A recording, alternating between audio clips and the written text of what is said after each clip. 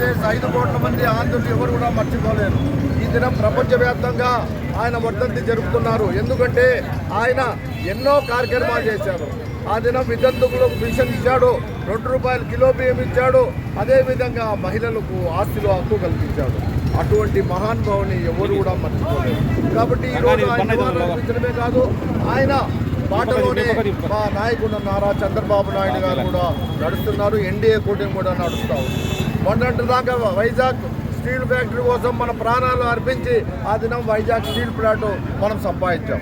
కానీ జగన్మోహన్ రెడ్డి ఆ దినం బీజేపీతో అంటే అప్పుడు ప్రభుత్వంతో లాలూచిపడి అది ప్రైవేటీకరణ చేయాలి, దాంట్లో ఏదో లాభం పొందాలని ఆయన ప్రయత్నం చేశారు. అయితే ఎన్డీఏ కూటమిలో గౌరవనీయులు నారా చంద్రబాబు నాయుడు గారు అయితేనేమి, పవన్ కళ్యాణ్ గారు అయితేనేమి, అదేవిధంగా పురంధరేశ్వరి గారు అయితేనేమి అందరూ కూడా దీనికి ఒక ప్రత్యేక ప్యాకేజ్ ఇవ్వాలనే ఉద్దేశంతో ప్రత్యేక ప్యాకేజ్ తెచ్చారు.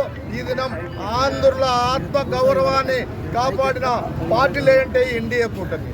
కాబట్టి ప్రతి ఒక్కరు కూడా మనం రేపు చూడబోతున్నాం. గతంలో తెలంగాణలో ఏ విధంగా మన బిడ్డలకందరికీ కూడా ఉద్యోగాలు వచ్చాయో అది ఆంధ్రప్రదేశ్లో కూడా రాబోతున్నాయి.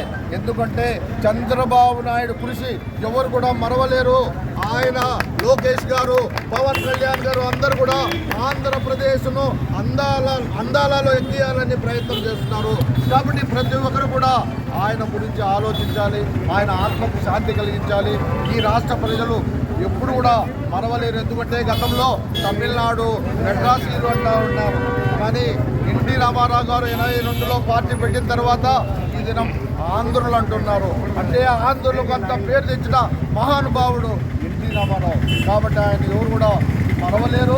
ఆయన అందరి హృదయం 5 కోట్ల మందే కాదు, భారతదేశం అంతా కూడా ఆయన అందరి హృదయాల్లో ఉన్నాడు. ఆయన ఏ పాత్ర చేసినా పౌరాణికులైతే ఈ దినం కూడా మనం ఇంట్లో దండం పెట్టుకుంటే కృష్ణుడు ఆయన కనబడతాడు, అన్ని పాత్రల్లో కూడా ఆయన కనబడతాడు. కాబట్టి అటువంటి మహానుభావుడు ఆంధ్రప్రదేశ్ 5 కోట్ల మంది ఆంధ్రులు ఉన్నంత వరకు ఆయన వాళ్ళ హృదయాల్లో ఉంటాడని చెప్పి తెలియజేస్తుంది.